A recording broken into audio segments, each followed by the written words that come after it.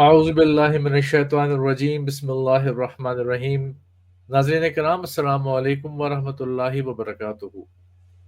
ایک اور نشست کے ساتھ میں ہوں سفیر راجپوت، اور میرے ساتھ موجود ہیں مکرم و محترم انصر رضا صاحب۔ انصر رضا صاحب کو بھی خوش آمدید کہتے ہیں۔ السلام علیکم ورحمۃ اللہ وبرکاتہ۔ جی وعلیکم السلام ورحمۃ اللہ وبرکاتہ۔ انصر صاحب، ہماری گفتگو تو جاری رہتی ہے، بہت سی باتیں ہیں جو ہم ایک دوسرے سے جب کرتے ہیں تو پھر یہ خیال ذہن میں آتا ہے کہ ان چیزوں کو کیوں نہ ہم اپنے ناظرین کے ساتھ بھی بانٹیں، ان کے ساتھ بھی شیئر کریں۔ اور کئی دفعہ ایسا ہوتا ہے کہ ہم مختلف سوالات ہیں جن کے اوپر بات کیا کرتے ہیں، اور ان سوالات سے جب آپ کو جواب ملتے ہیں تو پھر میں آپ سے کہتا ہوں کہ چلیں اس کو پروگرام ہی بنا لیں، جواب بہت اچھا ہے۔ تو اس طرح ہم نے یہ سلسلہ شروع کیا جس کا نام آنسرز بائی انصرز، انصر رضا یا آنسرز بائی انصر رکھا۔ لیکن ابھی حال ہی میں کچھ باتیں اور دیکھنے میں آئی ہیں۔ میں بنیادی طور پر حیثیت تو کوئی نہیں، لیکن ہم یہ نہیں چاہتے تھے کہ ہم ری ایکٹیو ہو جائیں، یعنی دوسرے لوگ جو باتیں کریں ان کے جواب دینے کی طرف جائیں۔ مناسب یہی تھا کہ جو علمی گفتگو ہم نے شروع کی ہوئی ہے، جو ایک سلسلہ شروع کیا ہے جس میں وہ نکات بیان کیے جاتے ہیں جن کا تعلق قرآن کریم کی تفسیر کے ساتھ ہے، نبی کریم صلی اللہ علیہ وسلم کی سیرت کے ساتھ ہے، یہ خوبصورتیاں جو اللہ تعالیٰ کے فضل سے دین اسلام کی ہیں، اور وہ حکمتیں جس کا ذکر اللہ تعالیٰ نے کیا ہے کہ کتاب کے ساتھ مومن کو دی گئی۔ جب ان باتوں کا ذکر ہم کرتے ہیں تو میری دلی خواہش تو یہی ہے، اور آپ کی بھی یہی ہے، کہ ہم انہی باتوں پر رہیں۔ لیکن کیا کریں، کچھ باتیں ایسی ہوتی ہیں جن کا جواب بھی دینا ضروری ہوتا ہے، اور یہ بھی ضروری ہوتا ہے کہ ریکارڈ کو درست کر دیا جائے۔ اچھا، اس تمہید کا مقصد یہ ہے اس تمہید کا کہ ابھی کچھ ہی دنوں پہلے ایک شخص ہے جس کا نام ہے عامر نذیر، اس نے ایک پروگرام کیا، اور پروگرام کا ایک عنوان بھی سجایا تھا۔ عنوان کچھ اس قسم کا تھا: مرزا غلام احمد قادیانی علیہ السلام کا دعوی نبوت، حقیقت یا خیال، علمی تجزیہ۔ اچھا، اب علم کا ایک مطلب ہوتا ہے اور لفظ تجزیہ کا بھی ایک مطلب ہوتا ہے۔ اب یہ ٹائٹل آپ نے بنا لیا، دیکھ لیا، لیکن بات یہی ہے کہ آپ کو علم ہے کہ تجزیہ کہتے کسے ہیں، تجزیہ کا مطلب کیا ہوتا ہے، اور کیا کس طریقے سے جاتا ہے، اس پر تو پھر بات کریں گے بعد میں۔ لیکن ایک انٹرویو آپ نے ریکارڈ کرایا اور اس کا ٹائٹل آپ نے یہ رکھ دیا۔ اب اس کی مندرجات پہ سچی بات ہے صاحب، میرا دل نہیں کرتا کہ اس پہ ہی ہم بے تحاشا باتیں کریں۔ وہ جو سننے والا ہے، جس کو تھوڑی سی بھی سمجھ ہے، اس کو اندازہ ہے کہ یہ سراسر ایک بہتان ہے، اور نفرت یا حسد یا بغض یا کینہ، اللہ عالم کیا چیز ہے جو باہر آ رہی ہے۔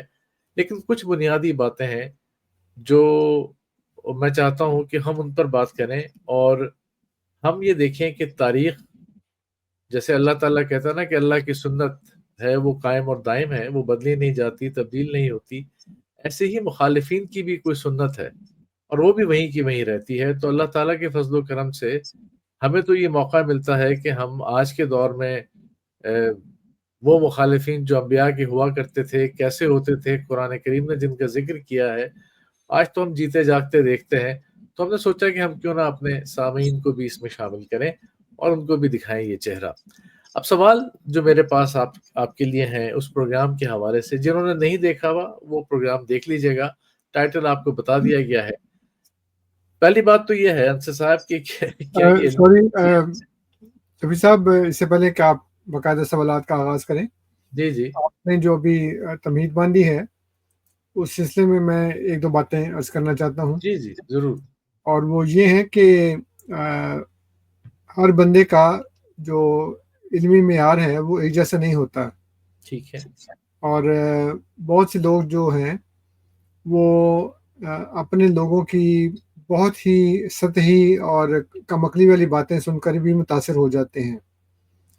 جیسے اللہ تعالیٰ نے فرمایا قرآن کریم میں کہ کلو حزب بما لدیہم فرحون، کہ ہر وہ گروہ جو اس کے پاس ہے وہ اسی پہ خوش ہے، اور وہ اپنی عقل کو استعمال نہیں کرتے، جس کا اللہ تعالیٰ نے بار بار ان کو یاد بھی دلایا ہے کہ افلا تعقلون، کہ تم عقل نہیں کرتے۔ تو جس پروگرام کے متعلق آج ہم بات کرنے جا رہے ہیں، جس شخص کے متعلق آج ہم بات کرنے جا رہے ہیں، ان لوگوں کا یہ ایک بڑا سوچا سمجھا ایک منصوبہ ہے، ایک پلان ہے کہ لوگوں کو قرآن سے اور احادیث سے اتنا دور کر دیا جائے، سنت سے اتنا دور کر دیا جائے کہ وہ انہی باتوں میں الجھ کے رہ جائیں جو وہ ان کو بیان کر رہے ہیں۔ ٹھیک ہے، اس لیے ہمیں بعض اوقات یہ کرنا پڑتا ہے کہ اپنی سطح سے نیچے اتر کر، اپنی علمی سطح سے نیچے اتر کر ہمیں لوگوں کو وہ بنیادی باتیں بتانی پڑتی ہیں جو ہم فرض کر لیتے ہیں کہ ان کو تو آتی ہوں گی، لیکن مسئلہ یہ ہوتا ہے کہ ان کو وہ بھی نہیں آتی، اور ان کو وہ بہت ہی بنیادی باتیں ان کو سمجھانی پڑتی ہیں، کندھا ہلا کر ان کو بتانا پڑتا ہے کہ دیکھو بھائی یہ بات ایسے ہے۔ تو پھر وہ ان میں جو سمجھنے والے ہیں وہ سمجھ جاتے ہیں، جس نے نہیں سمجھنا پھر اس کے بعد ہماری ذمہ داری ختم ہو جاتی ہے کہ ہم نے جو کام کرنا تھا وہ کر دیا ہے، وہ نہ سمجھے تو پھر وہ خود اپنی مرضی کا مالک ہے۔ اس لیے آپ نے بالکل درست کہا کہ ہمارا اصل مقصد یہ ہے کہ ہم اللہ تعالیٰ کے اصل دین کی طرف جو قرآن و سنت کی بنیاد پر ہے اس کی طرف لوگوں کو بلائیں۔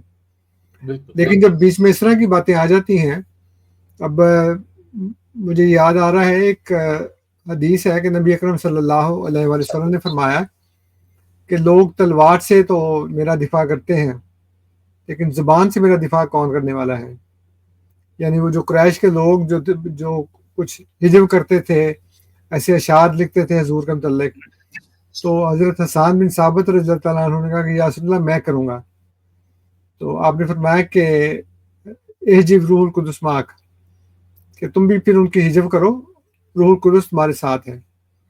تو یہ بھی ایک کام ہے کہ اصل میں تو اللہ کے رسول کو، صحابہ کو ان کی حجب کا جواب دینے کی ضرورت نہیں تھی، لیکن جب وہ لوگ اپنی باتوں میں بڑھ گئے تو پھر وہ جواب دینا پڑا۔ اس لیے حضور نے فرمایا کہ لوگ تلوار سے تو میرا دفاع کرتے ہیں، زبان سے کون کرے گا؟ تو حضرت حسان صاحب نے کہا یا رسول اللہ میں کروں گا۔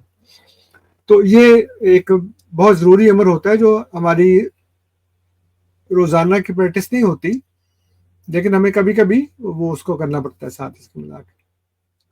بہت بہت شکریہ، تسلی اور تشفی آپ نے کرا دی۔ یہ ضروری بھی تھا کیونکہ اس پروگرام میں ہو سکتا ہے کہ کچھ ایسے کمنٹس بھی آپ کو آتے، ہم کو آتے، اور مجھے بھی دلی طور پر خاکسار کو بھی یہی تھا کہ ہم اس میں کیا الجھنا ہے، جو باتیں ہیں وہ کرتے چلے جائیں۔ لیکن سوال یہ ہے، یہ جو کوشش ہے انصر صاحب، نام کوئی بھی ہو، کسی بھی شخص کا ہو، سوال یہ کہ اس طرح کی کوشش یا یہ علمی تجزیہ اس کا نام دے دیں، یہ کوئی پہلی دفعہ ہو رہا ہے یا یہ پہلے بھی ایسا کچھ ہوتا رہا ہے؟ اچھا، اگر یہ کوششیں ماضی میں ہوئی ہیں تو ان کوششوں کا نتیجہ کیا ہے؟ کیا ان کوششوں سے جو معمور من اللہ ہے یا وہ جماعت جس کے ہاتھ کے اوپر اللہ کا ہاتھ ہے، کیا اس جماعت کو کوئی فرق پڑتا ہے ایسی چیزوں سے؟ یہ پہلی ایک بات ہے جس سے ہم بات اپنی شروع کرتے ہیں۔ جی بالکل درست کہا آپ نے۔ جب اللہ تعالیٰ کے مامور دنیا میں آتے ہیں اور وہ اللہ تعالیٰ سے اذن پا کر اپنی دعوت کا آغاز کرتے ہیں تو مخالفت کا آغاز تو وہیں سے ہو جاتا ہے، اسی وقت کے ساتھ ہی۔ سیدنا حضرت مسیح موعود علیہ الصلوۃ والسلام کے ساتھ بھی سنت انبیاء کے مطابق یہی کام ہوا کہ ادھر آپ نے اپنی ماموریت کا اعلان فرمایا، یعنی آپ کے ہماری جو ناظرین ہیں وہ بھی اس بات کو اچھی طرح سمجھ لیں کہ حضور کا ایک کام شروع ہوا تھا مضامین لکھنے سے اور مناظرے کرنے سے، عیسائیوں اور آریہ سماجیوں کو جواب دینے سے۔ اس وقت تک مسلمانوں میں کافی پذیرائی ملی، حضور کو علماء کی طرف سے بھی پذیرائی ملی، لیکن جب آپ نے ماموریت کا دعویٰ کر دیا اور آپ نے یہ کہا کہ اللہ تعالیٰ نے مجھے اس منصب پر فائز کیا ہے، اس مقام پر کھڑا کیا ہے، تو مخاطبت شروع ہو گئی۔ اور وہ لوگ جو آپ کے پہلے ہمدرد تھے، آپ کے بہت زیادہ تعریف کیا کرتے تھے، توصیف کیا کرتے تھے، وہی لوگ پلٹ گئے۔ اور یہ ہمیشہ انبیاء کے ساتھ ایسے ہی ہوتا ہے۔ تو انہوں نے کوشش کی، اور اس میں بڑے بڑے نام ہیں، جتنے بھی مسلمان فرقے تھے ان میں اہل حدیث گروہ سے محمد حسین بٹالوی صاحب کھڑے ہوئے، پھر ثناء اللہ امرتسری اسی فرقے سے تھے، دیوبندی سے رشید احمد گنگوئی صاحب تھے، اشرف علی تھانوی صاحب تھے، بریلیوں میں پیر میر علی شاہ گولڑا والے، اور پھر اس کے بعد عطا اللہ شاہ بخاری آ گئے۔ تو اس طرح عہد بعہد یہ کوششیں ہوتی رہیں، اور ثناء اللہ امرتسری صاحب کو حضور نے دعوت دی کہ تم قادیان آؤ اور یہاں آ کے بیٹھ کر ہم سے بات کرو۔ وہ قادیان ضرور گئے لیکن حضور سے نہیں ملے، اور واپس آ کر انہوں نے اپنا نام نہاد ایک خطاب فاتح قادیان رکھ لیا۔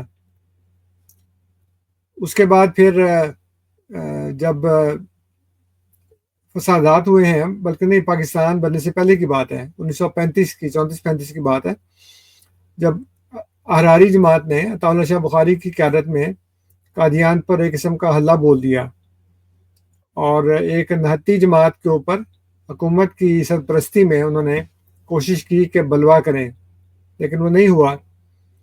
وہ بھی فاتح قادیان ٹھہرے کہ وہاں جا کر انہوں نے بڑکیں ماری ہیں، اور وہاں جا کر انہوں نے کہا کہ میاں مرزا محمود تم اپنے باپ کا دین لے کر آؤ، میں اپنے نانا کا دین لے کر آتا ہوں، اس طرح کے جذباتی نعرے اور اس طرح کی باتیں۔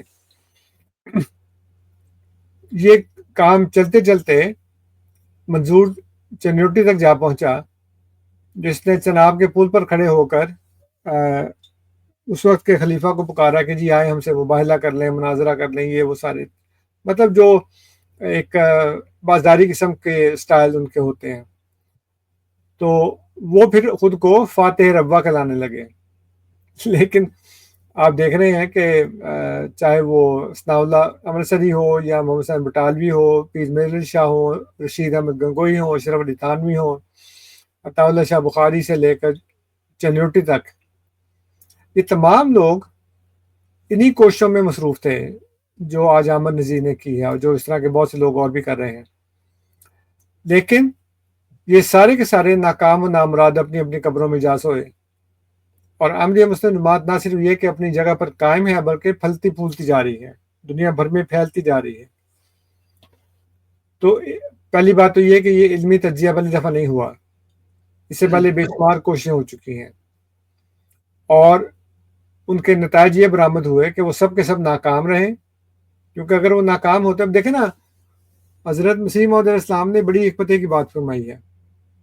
حضور فرماتے ہیں کہ تم مجھے مسیلمہ کہتے ہو، لیکن مسیلمہ تو وہ تھا جو ایک ہی جنگ میں مارا گیا، اور میں تو ایک عرصے سے تمہارے سامنے موجود ہوں، اور تم کوششوں پہ کوششیں کرتے چلے جا رہے ہو، لیکن تم ناکام ہو، میں تو کامیاب ہوں، اور یہ کامیابی حضور کے بعد اب تک چلی آ رہی ہے خدا کے فضل سے۔ تو وہ جو جھوٹے ہوتے ہیں وہ تو ایک ہی حلے میں مارے جاتے ہیں، اس کے لیے تو آپ کو نسل در نسل عہد بعہد کوشش نہیں کرنی پڑتی۔ تو اگر وہ مسلمہ آپ نے کہا حضور کو نعوذ باللہ، تو پھر آپ ابوبکر صدیق کے مقام پر کھڑے ہو گئے، تو وہ تو کامیاب ہو گئے تھے، تو تم کامیاب کیوں نہیں ہو رہے؟ تو اصل بات یہی ہے کہ نتائج وہی برآمد ہوئے ہیں جو ہمیشہ کفار کے برآمد ہوا کرتے ہیں، کہ جو اللہ تعالیٰ نے فرمایا ہے کہ وہ ناکام ہو گئے جو بھی سامنے آئے۔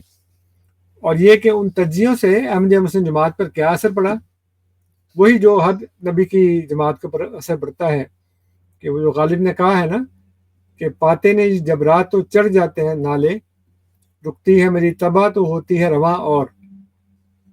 تو اللہ کے فضل سے احمدیہ مسلم جماعت کے اوپر جتنے بھی مظالم ہوئے ہیں، جس طرح کی کوششیں کی گئی ہیں، اس کے نتیجے میں جماعت احمدیہ پہلے سے بڑھ کر پھیلی ہے، اور ہمارا تو یہ اعتقاد ہے کہ مخالفت ہمارے لیے کھاد کا کام کرتی ہے۔ تو ہم تو کہتے ہیں کہ تم مخالفت کرو، تاکہ اس کے نتیجے میں ہم بھی بیدار رہیں، ہوشیار رہیں، اور ہمارا پیغام بھی لوگوں تک پہنچتا رہے۔ مولوی ثناء اللہ امرتسری اگرچہ مخالف تھے، لیکن وہ ایک بات بالکل درست کہا کرتے تھے، وہ کہتے تھے کہ میں مرزا صاحب کا آنریری مبلغ ہوں، اور جہاں پہ ان کا پیغام نہیں پہنچا ہوتا میں وہاں جا کر پیغام پہنچا دیتا ہوں۔ بالکل صحیح ہے. بالکل فری میں میں کام کر رہا ہوں مرزا صاحب کے لیے. تو یہ جو اس طرح کے لوگ ہیں یہ تو اگر ہمیں موقع نہیں ملتا ان کے پلیٹ فارم کے اوپر تو یہ خود وہاں پہ جا کے ہمارا پیغام پہنچا دیتے ہیں. آپ نے دیکھا ہوگا آج کل تو سوشل میڈیا ہے تو وہ جب کرتے ہیں مخالفت تو ویڈیو بنائیں گے اس کے اوپر حضرت مسیح موعود علیہ السلام کی تصویر اور خلیفۃ المسیح کی تصویر لگا دیتے ہیں. جس نے نہیں بھی دیکھی ہوتی وہ بھی دیکھ لیتا ہے. تو یہ تو ہمارے لیے بلکہ اچھی بات ہے. چلیے بالکل ٹھیک ہے. یہ تو ابھی تک ہم تمہیدی طور پہ رہے. اب سوال ایک اور بھی ہے کیونکہ اب انہوں نے اپنی طرف سے ایک علمی تجزیہ کیا. معذرت چاہتا ہوں انصر صاحب میرا بہت اختلاف ہے اس لفظ سے کیونکہ میں ایک سوچ سمجھ کے کہہ لیجئے یا اہل زبان ہوں تو ان لفظوں میں کہ تجزیہ ہوتا کیا ہے, تجزیے کے کچھ قواعد ضوابط ہیں ان کو پتہ ہونے چاہیے کہ اس طرح سے کیا جاتا ہے. خیر اب بات یہ ہے کہ یہ سوشل میڈیا کا دور ہے. سوشل میڈیا میں مشہوری آپ کو چاہیے اور آپ کو وہ جو کلکس چاہیے ہیں یا پسندیدہ لوگ جو لائک کرتے ہیں وہ آپ کو بہت زیادہ چاہیے ہوتے ہیں. اس دور میں ہمیں یہ نظر آتا ہے کہ کوئی ایک آپ اپنی ایک خصوصیت بنا لیتے ہیں جس کی بنا پر آپ سوشل میڈیا پر مشہور ہو جاتے ہیں. لیکن آپ مخالفت کریں, آپ کا حق ہے. آپ بھی یہ بات کہتے ہیں ہمیشہ کہ بھی آپ مخالفت کریں, آپ کو کسی نے مخالفت کرنے سے منع نہیں کیا. لیکن اس مخالفت یا اس جماعت احمدیہ سے دشمنی کی بنیاد یا اس کا کوئی حل نہیں یہ بتاتے کہ اچھا جی یہ تو پرابلم سٹیٹمنٹ ہے, یہ مسئلہ ہے, اب اس مسئلے کا حل یہ ہے, یا آپ حل یہ کریں یا آپ حل یہ نہ کریں. یہ صرف دشمنی, صرف آگ برستی بھی ہمیں نظر آتی ہے. ایسا کیوں ہے, کیا وجہ ہے اس کی؟ پاکستان بننے کے بعد جو سب سے پہلا مسئلہ ہندوستان اور پاکستان میں پیدا ہوا وہ تھا مسئلہ کشمیر. جی تو کتنے سال ہو گئے ہیں پاکستان کو بنے؟ 70 سال سے زیادہ ہو گیا. جی بالکل ہو گیا آرام سے. آج تک وہ مسئلہ نہیں حل ہوا. 77 ایئرس 78 ایئرس. جی تو کیونکہ وہ دونوں طرف سے جو لوگ ہیں وہ مسئلہ حل کرنا نہیں چاہتے, کیونکہ اس کے علاوہ ان کے پاس اور کوئی وجہ نہیں ہے اتنی بڑی فوج رکھنے کی. کیونکہ کسی اور سے تو دشمنی ہے ہی نہیں. کس سے دشمنی کریں گے؟ بھارت جو ہے وہ سکم, بھوٹان, نیپال سے تو کرنے سے رہا, اور چین اتنا بڑا ہے کہ اس سے وہ ایک دفعہ شکست کھا چکے ہیں, دوبارہ ہمت نہیں کرتے. تو آج آ کے دنیا کو یہ دکھانا ہے کہ پاکستان کو ہندوستان سے, ہندوستان کو پاکستان سے خطرہ ہے, اس لیے ہم نے اتنی بڑی فوج رکھی ہوئی ہے. ان کا بھی یہی حال ہے. اپنی دکانداری سے جانے کے لیے انہوں نے مخالفت کرنی ہے, اس کا حل نہیں تلاش کرنا, اور یہ نہیں کہنا کہ جی آئیں بیٹھ کے ایک متفقہ اور مشترکہ معیار پر ہم اس مسئلے کو حل کر لیتے ہیں. کیونکہ جو اسلام کی تعلیم ہے, چاہے وہ قرآن میں سے ہو یا سنت میں ہو یا حدیث میں ہو, اس میں یہ بتایا گیا ہے کہ آپ اپنے مسئلے کو قرآن مجید کی بنیاد پر اس کی روشنی میں آپ حل کر لیں. تو اس طرف آپ آتے نہیں, اور آپ یہ کہتے ہیں کہ جی بس میں نے تمہیں یہ بتانا ہے کہ تم کافر ہو, میں تمہیں یہ بتانا ہے کہ تم غلط ہو, تم جھوٹے ہو, تم یہ ہو, تم وہ ہو. تو حل تو تلاش وہ کرے نا وہ جو حل تلاش کرنا چاہتا ہو. وہ کہتے ہیں کہ آپ سوئے ہوئے کو اٹھا سکتے ہیں, جی لیکن جو مچھر مار کے سویا ہو اس کو نہیں آپ اٹھا سکتے. جتنا مرضی آپ اس کو لائیں گے وہ اٹھے گا ہی نہیں, کیونکہ وہ یہ بتا رہا ہے کہ میں تو سو رہا ہوں. تو یہ حال ان لوگوں کا ہے کہ یہ حل تلاش کرنا نہیں چاہتے, کیونکہ پہلے انہوں نے 53 میں فسادات کیے. اس وقت حکومت حالانکہ ابھی نئی حکومت تھی, لیکن انہوں نے ان کے دباؤ میں آنے سے انکار کر دیا. اس کے بعد انہوں نے 74 میں فسادات شروع کیے, اور بھٹو صاحب نے اپنی طرف سے ایک بہت ہوشیاری دکھائی, اور انہوں نے کہا کہ جی آئین میں ان کو غیر مسلم قرار دے دیں. ختم ہو گئی بات. انہوں نے کہا جی میں نے 90 سالہ مسئلہ حل کر دیا. لیکن 90 سالہ مسئلہ حل کرنا مراد نہیں تھا نا.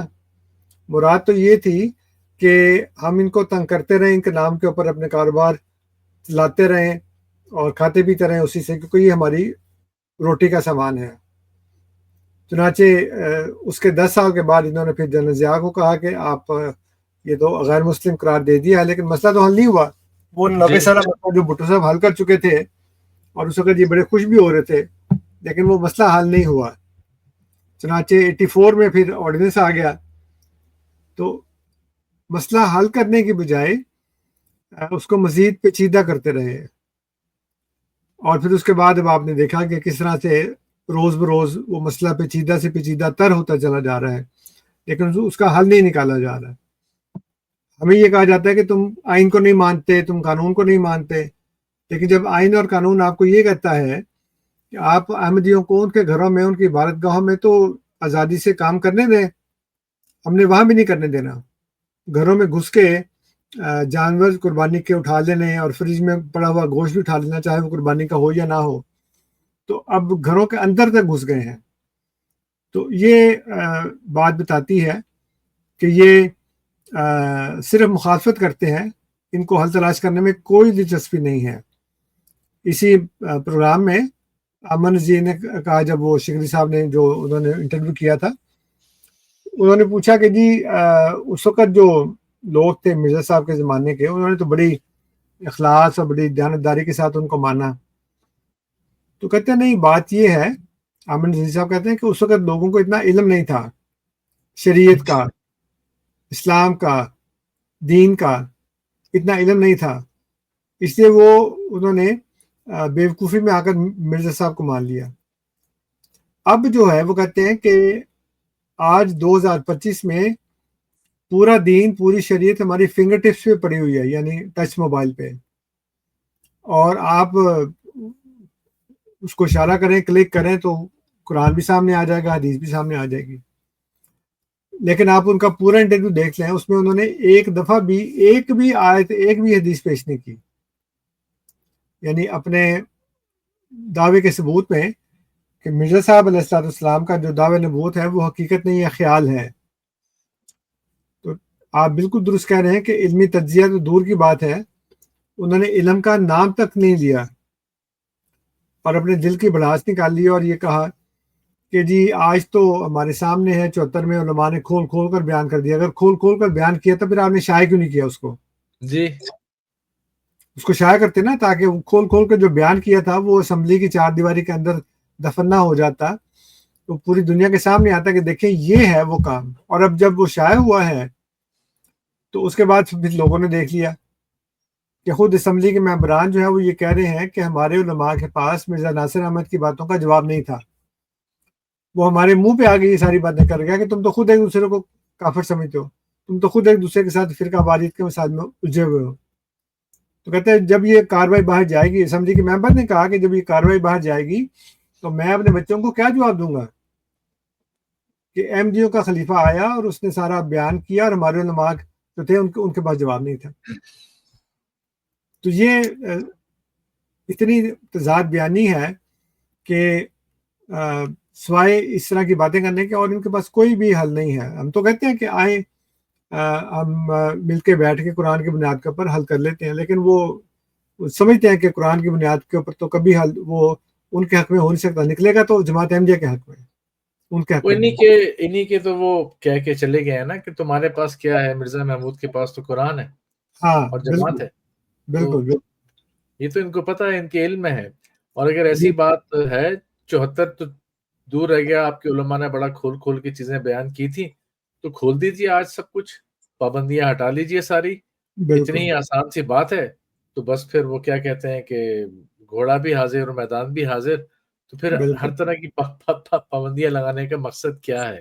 بالکل بالکل اچھا ایک اور نقطہ جو انہوں نے اٹھایا، جس کو علمی کہا شاید انہوں نے، وہ یہ ہے کہ یہ جو کتابیں لکھی جاتی ہیں کسی بھی شخص کی سوانح عمری کہہ لیجئے یا اس کی سیرت کے بارے میں، سیرت نگاری جب کی جاتی ہے، تو چونکہ ایسی کتابیں معتقدین لکھتے ہیں، تو وہ معتقدین کی لکھی ہوئی کتابیں قابل اعتبار نہیں ہوتی، بلکہ کتاب تو کسی غیر جانبدار شخص کو لکھنی چاہیے۔ اچھا وہ تجزیے والے بتائیں گے خود ہی کہ غیر جانبدار شخص کو کیا الہام ہوگا؟ وہ بھی تو کسی جاننے والوں سے ہی پوچھے گا، اور اس کے قریب رہنے والے اشخاص سے ہی پوچھا جائے گا کہ وہ شخص کیسا تھا۔ لیکن چلیے، آپ نے کہا کہ غیر جانبدار شخص کی کتابیں قابل اعتبار یا جانبدار شخص کی کتابیں قابل اعتبار نہیں ہیں، اسی لیے مولوی ابراہیم میر سیالکوٹی صاحب کے کہنے پر مولوی ثناء اللہ امرتسری نے مرزا صاحب حضرت مرزا صاحب علیہ السلام کے حالات پر ایک کتاب لکھی اور اس کا نام ہے تاریخ مرزا۔ اچھا، اس کتاب کا حوالہ دیا گیا۔ اب سوال یہ پیدا ہوتا ہے کہ اس بات کا تجزیہ کرتے ہیں انصر صاحب۔ پہلا سوال، کیا ثناء اللہ امرتسری ایک غیر جانبدار شخص تھا؟ پہلا سوال ہے میرا، جس کو آپ نے غیر جانبدار کہہ دیا، کس تجزیے میں وہ غیر جانبدار ہے یہ بتائیے۔ اور کیا وہ سیدنا حضرت مسیح موعود علیہ الصلوۃ والسلام کے تمام حالات سے واقف تھا؟ اس نے ساری زندگی سیدنا حضرت مسیح موعود علیہ الصلوۃ والسلام کی دیکھی ہوئی تھی یا نہیں؟ تیسری بات یہ ہے کہ اس کتاب کا جو ذکر کیا انہوں نے، اس کی آتھینٹسٹی کیا ہے؟ سوال یہ، اب تجزیہ کر رہے ہیں نا، تو کیا یہ کتاب آج ایک مستند دستاویز کے طور پر پہچانی جاتی ہے اور اس کتاب کے حوالے جگہ جگہ ہمیں ملتے ہیں؟ میں تو آپ کے کہنے پہ انٹرنیٹ پہ انصر صاحب ڈھونڈا ہے، مجھے تو بڑی مشکل ہوئی ہے، آپ کے پاس شاید ہو۔ اور جس کو کتاب کہا گیا وہ شاید کتاب ذہن میں آ رہا تھا کہ سیرت لکھی ہے کچھ 4000 صفحوں کی، 400 صفحوں کی، تو ذرا تجزیہ کیجئے، بتائیے، ان سب سوالوں کے جواب دیجئے آپ مجھے۔ آپ نے ابھی شروع میں کہا تھا کہ آپ چونکہ اہل زبان ہیں، اس لیے آپ کو اس بات سے بڑی ایک قسم کی کراہت ہو رہی ہے کہ وہ تجزیہ کا لفظ انہوں نے استعمال کیا اور تجزیہ کیا نہیں، لیکن آپ نے اہل زبان ہو کر تجزیہ کا حق ادا کر دیا ماشاءاللہ۔ یعنی انہوں نے جو کہا کہ چونکہ سیرت کی کتابیں معتقدین لکھتے ہیں اور وہ قابل اعتبار ہو نہیں سکتے، اس لیے کسی غیر جانبدار شخص کو کتاب لکھنی چاہیے۔ پھر اس کے اوپر آپ نے خوب تجزیہ کیا، یہ جو نکات آپ نے بیان کیے ہیں۔ تو سب سے پہلی بات تو یہ ہے کہ اسی کو لیتے ہیں کہ سیرت کی کتابیں معتقدین لکھتے ہیں۔ تو سوال میرا یہ ہے کہ کیا سیرت ابن اسحاق، سیرت ابن ہشام، طبری اور اس کے بعد جتنی بھی سیرت کی کتابیں آج تک لکھی گئی ہیں وہ معتقدین نے لکھی ہیں یا غیر جانبدار شخص نے لکھی ہیں؟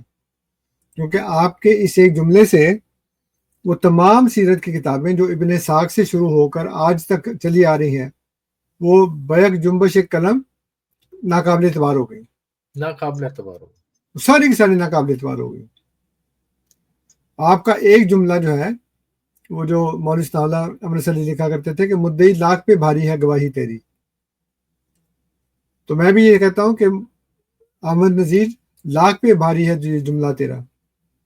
یعنی وہ یہ کہہ رہے ہیں کہ معتقدین جو سیرت کی کتابیں لکھتے ہیں اور چونکہ ناقابل اعتبار ہوتی ہیں اس لیے اس کے اوپر اعتبار نہیں کرنا چاہیے، اس سے ہم کسی شخص کے حالات کا اندازہ نہیں لگا سکتے۔ تو پھر یہ ساری سیرت کی کتابیں بالکل نعوذ باللہ ردی کی ٹوکری میں ڈالنے کے لائق ہیں کہ وہ بالکل بھی قابل اعتبار نہیں ہے۔ دوسری بات یہ ہے کہ ثناء اللہ امرتسری صاحب نے اپنی اس کتاب میں، اور آپ نے بالکل درست کہا کہ وہ کتاب بھی نہیں ہے، وہ کتابچہ ہے چھوٹا سا، اور کتابچہ بھی میں لفظ ایک ہی سانس میں ادا کر رہا ہوں۔ ہمارے ایک وہاں پہ تھے بڑے ظریف قسم کے انسان، احمدی نہیں تھے ویسے وہ، تو وہ اس کو ٹکڑوں میں بولا کرتے تھے لفظ کتابچے کو، جی، تو سیلیبلز بنا کے نا اس کو بیان کیا کرتے تھے، تو لیکن میں نے ایک ہی سانس میں کہہ دیا۔ تو یہ کتابچہ ہے، کتاب نہیں ہے۔ اچھا، بات یہ ہے کہ یہ کہہ رہے ہیں کہ جی مجھے مولوی ابراہیم میر سیالکوٹی صاحب نے کہا کہ تم لکھو، تو مسئلہ یہ ہے کہ میں ایک کتاب کا حوالہ دوں گا آپ کو، وہ ہے 40 علماء اہل حدیث۔ اس میں مولوی ثناء اللہ امرتسری صاحب کی جو تاریخ سن پیدائش لکھا ہے وہ 1868 ہے۔ احمد نذیر صاحب نے اس انٹرویو میں کہا ہے کہ مرزا صاحب کی پیدائش 1840 کی ہے، 39 یا 40 کی، چلیں 40 مان لیتے ہیں۔ جب 40 میں حضور کی پیدائش ہے اور 68 میں یعنی 68 میں 1868 میں مولوی صاحب پیدا ہوئے ہیں ثناء اللہ امرتسری، تو کتنے سال چھوٹے ہوئے؟ 28 سال۔ 28 سال۔ اور 28 سال چھوٹے ہونے کے بعد بھی فوری طور کے اوپر ان کو حضور کا پتہ نہیں لگ گیا. تو وہ شخص جو حضور سے 28 سال چھوٹا ہے اور اس کے بعد بھی 17-18 برس کی عمر تک، جیسے کہ میں آگے جا کے بیان کروں گا کہ وہ کہتے ہیں 17-18 برس کی میری عمر تھی جب میں بشوق زیارت قادیان گیا مرزا صاحب کی زیارت کرنے کے لیے. تو آپ 28 میں 10 اور ڈال دیں تو 38 ہو گیا، 38 اور 2 40 اور 6 46. تو 46 سال کے بعد وہ ابھی واقف ہونا شروع ہوئے ہیں، ابھی وہ آگاہ ہونا شروع ہوئے ہیں. لیکن وہ شخص جو حضور کے ساتھ مدرسے میں پڑھتا رہا ہے، یعنی محمد حسین بٹالوی، اس کو کیوں نہیں کہا کہ تم لکھو؟ اور اس نے اپنے ریویو میں لکھا بھی ہے اشاعت السنہ کے اندر کہ مؤلف کے حالات سے جس قدر ہم واقف ہیں اتنا کوئی واقف نہیں ہے، کیونکہ وہ دونوں ایک ہی مدرسے میں پڑھتے رہے ہیں بچپن میں. تو ان کا تو شروع کا ساتھ تھا، ان کو کیوں نہیں کہا؟ اور یہاں میں مزے کی بات یہ بھی بتا دوں آپ کو کہ یہ جو کتاب ہے 40 علماء اہل حدیث، اس میں محمد حسین بٹالوی کا نام ہی نہیں ہے. یعنی اس کو مؤلف نے اس قابل بھی نہیں سمجھا کہ اس کا نام اس میں شامل ہی کر دے بڑے بڑے علماء میں. اور یہ وہ شخص ہے محمد حسین بٹالوی جو ہندوستان میں جب اہل حدیث فرقے کی بنیاد رکھی گئی تو وہ رکھی سید نذیر حسین دہلوی نے. اس کے بعد جو نمبر 2 آدمی تھے ان کے بعد وہ تھے محمد حسین بٹالوی اور پھر ثناء اللہ امرتسری، اور اس کے بعد پھر باقیوں کے نام آتے ہیں. تو شخص نے جس نے یہ کتاب مرتب کی ہے اس نے سن وفات کے حساب سے ان کو سب کو لکھا ہے اس کے اندر. تو مولوی محمد ابراہیم میر سیالکوٹی صاحب کو یہ چاہیے تھا کہ وہ محمد حسین بٹالوی سے کہتے ہیں، لیکن وہ اس کو اس قابل ہی نہیں سمجھتے کہ تم لکھو مرزا صاحب کے حالات. اور جماعت اہل حدیث جو ہے وہ ان دونوں کو ڈسون کر چکی ہے، ثناء اللہ امرتسری کو بھی اور محمد حسین بٹالوی کو بھی، ان دونوں کو ڈسون کر چکی ہے. ان کی لکھی ہوئی کتابیں آپ کو جماعت اہل حدیث کے کسی مرکز میں نہیں ملیں گی، بڑے ڈھونڈنے کے ساتھ شاید ایک آدھ مل جائے، اور اس کا بھی وہ ذکر ہوگا جو احمدیت کی مخالفت میں ہے. ان کے اپنے علمی کارناموں کے طور کے اوپر کوئی بھی چیز نہیں ملتی. تو یہ ان کا حال ہے کہ ان کی اگر کوئی زندگی ہے، ان کا اگر کوئی تذکرہ ہے تو وہ صرف اور صرف جماعت احمدیہ کی مخالفت کے نتیجے میں، جیسے کہ ابو جہل کو آج اسلام کی مخالفت میں جانتے نا. جی. اکثریت مسلمانوں کی ایسی ہے جن کو ابو جہل کا اصل نام نہیں پتا. اکثریت ایسی ہے، میرا خیال ہے 99% مسلمان ایسے ہوں گے جن کو ابو جہل کا نام نہیں پتا اصل نام کیا تھا. وہ صرف ابو جہل کے نام سے مشہور ہے، ابو لہب کا نام اصل نام کسی کو نہیں پتا. تو اس طرح ان کی تو یہ جو تذکرہ اور جو زندگی ہے وہ صرف احمدیت کی مخالفت کی وجہ سے ہے. اب آپ نے یہ کہا کہ جب یہ کہا گیا کہ جی چونکہ سیرت کی کتابیں معتقدین لکھیں گے وہ ناقابل اعتبار ہوں گی تو غیر جانبدار کو لکھنا چاہیے. تو غیر جانبدار اور ثناء اللہ امرتسری ہیں، کیونکہ جو ماننے والا ہے وہ بھی جانبدار ہے اور جو مخالفت کرنے والا ہے وہ بھی جانبدار ہے. وہ بھی جانبدار ہے، وہ پکا جانبدار ہے، بلکہ وہ تو زیادہ خطرناک ہے اس لیے کہ وہ مخالفت میں لکھے گا. جو ماننے والا ہے وہ تو چلو اپنی خوش عقیدگی کی وجہ سے تھوڑی بہت اور اس میں باتیں اس میں بیان کر دیں، لیکن جو مخالفت کرنے والا ہے وہ تو سخت تعصب سے لکھے گا. وہ تو کوشش کرے گا کہ کوئی ایسی غلط بات مجھے ملے تو میں اس شخص کے سوانے میں لکھوں تاکہ میں اس کو بدنام کر سکوں. تو یہ کہا کہ جی چونکہ غیر جانبدار نے لکھنی تھی اس لیے مولوی ثناء اللہ امرتسری نے لکھی. تو یہ دیکھیں یہ قرآن کے ساتھ ساتھ عقل کو بھی خیر بات کہہ چکے ہیں. تھوڑی بہت عقل استعمال کر لیتے ہیں کہ میں جو جملہ کہنے لگا ہوں اس کا مطلب کیا ہے. اس کا مطلب تو یہ ہوگا کہ آپ ابن ہشام کی یا ابن اسحاق کی سیرت کو چھوڑ دیں اور جو ولیم میور نے لکھی ہے اس کو پکڑ لیں، یا جو دوسرے لوگوں نے لکھی ہے اس کو پکڑ لیں، جس میں کہا گیا ہو کہ جی وہ جو مونٹگومری واٹ ہے اس نے 2 کتابیں لکھی نا، ایک محمد ایٹ مکہ اور محمد ایٹ مدینہ. وہ کہتا ہے جی محمد ایٹ مکہ جو تھے وہ بالکل ایک اسرائیلی نبی کی طرح پاک باز اور خدا کے قریب اور یہ وہ سارا. لیکن جیسے ہی وہ مدینہ میں آئے ہیں وہاں پہ ایک جنگجو حکمران بن گئے ہیں، شادیوں پہ شادیاں اور لوٹ مار اور قتل و غارت نعوذ باللہ، وہ سارے کے سارے وہ کام کر رہے ہیں. تو پھر آپ ابن شام کو چھوڑ دیں، مونٹگومری وارڈ کو پڑھا کریں، اور وہ جو لکھتا ہے اس کے لکھے ہوئے پر ایمان لے آئیں، کیونکہ وہ آپ کے نزدیک وہ غیر جانبدار ہے. اس کا اور مولوی ثناء اللہ امرتسری کا کوئی فرق نہیں ہے، دونوں ایک ہی لیول پہ ہیں.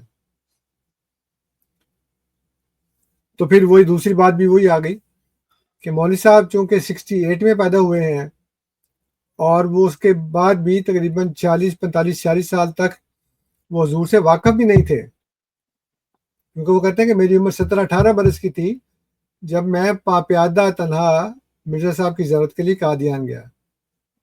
تو اس وقت تک ابھی وہ واقف ہونا شروع ہوئے تھے 45-40 سال کے بعد. تو ان کو کہا جا رہا ہے کہ جی آپ لکھیں کتاب. وہ تو لکھے گا تو مخالفت میں لکھے گا نا. وہ پھر جو کتاب لکھی گئی، جیسے میں نے کہا کہ ان کی جتنی کتابیں ہیں، جہاں تک اس میں حضرت مسیح موعود علیہ السلام کی مخالفت ہے وہ تو ان لوگوں نے شامل کر لی ہیں اپنے مجموعوں میں، لیکن جو ان کا علمی کام ہے، جو ان کا تفسیری کام ہے، اس کو کوئی جانتا بھی نہیں ہے. آج آپ کسی بندے سے عام سے جا کے پوچھ لیں اہل حدیث سے کہ مولوی ثناء اللہ امرتسری کون ہے، وہ کہا جی مجھے نہیں پتا. لیکن جب اس کو جماعت احمدیہ کا تعارف کرایا جائے تو اسے وہ کہا ہاں ہاں اچھا وہ جس کا مرزا صاحب سے مباہلہ ہوا تھا، وہ بھی نہیں ہوتا اللہ کے. تو یہ کتاب تو مستند دستاویز کے طور پر مانی ہی نہیں جاتی. مرزا صاحب علیہ السلام کی زندگی پر تحقیق کرنے والے اس کو جانتے تک نہیں ہیں، بجائے اس کے کہ وہ اس کو اپنی تحقیق کا موضوع بنا لیں. تو عوام کو مقبولی تو دور کی بات ہے، ان کو تو پتہ بھی نہیں ہے اس کتاب کا. بہرحال انصر صاحب یہ اب چونکہ باتیں کی ہیں اور یہ بہت ضروری ہے، آپ نے چونکہ شروع میں یہ بات بتا بھی دی کہ ہمیں اس طرح سے اس کا جواب بھی پھر دینا پڑ رہا ہے، تو جواب دے رہے ہیں. اور یہ جواب اسی لیے ہے کہ جو لوگ آپ نے کہا کہ بات سنتے ہیں کسی ایک طرف کی تو وہ دوسری طرف کی بھی بات سن لیں تو وہ بہتر ہے. اب بات کی بنیاد ہی آپ ایسی چیز پہ بنا دینا کہ دیکھو یہ تو آپ سائنس میں ہے تو ایک بندہ کہ میں تو سائنس کو مانتا ہی نہیں، آپ اس کے بعد کہیں اچھا یہ منقولی بات نہیں مانتے، معقولی بات بھی نہیں مانتے، تو پھر مانتے کیا ہو؟ اب جب بات کی اور ساری دنیا نے ایک بات اس زمانے میں کی ہوئی ہے، مانی ہوئی ہے، آج تک علماء اس بات کو یہ کہتے ہیں کہ سیدنا حضرت مرزا غلام احمد صاحب قادیانی مسیح موعود و مہدی موعود علیہ السلام ایک بہت بڑے عالم تھے اور اسلام کے بہت بڑے خادم تھے، اور انہوں نے اسلام کی مدافعت میں جو براہین احمدیہ لکھی ویسی تصنیف کہیں اور کوئی نہیں تھی، اور ساری عمر ہی اسلام کا ایک قلمی اور علمی جہاد جو اسلام کے لیے کیا وہ کیا. لیکن جب مخالفت ہوتی ہے اور بعض اوقات لوگوں میں اتنی شرافت ہوا کرتی تھی اور کچھ لوگوں میں آج بھی اتنی شرافت ہوتی ہے انصر صاحب کہ وہ یہ کہہ دیتے ہیں کہ جی براہین احمدیہ تک تو مرزا صاحب بہت اچھے جا رہے تھے، براہین احمدیہ تک تو تھا، اس کے بعد کچھ پتہ نہیں ان کے خیالات میں عقائد میں تبدیلی آ گئی.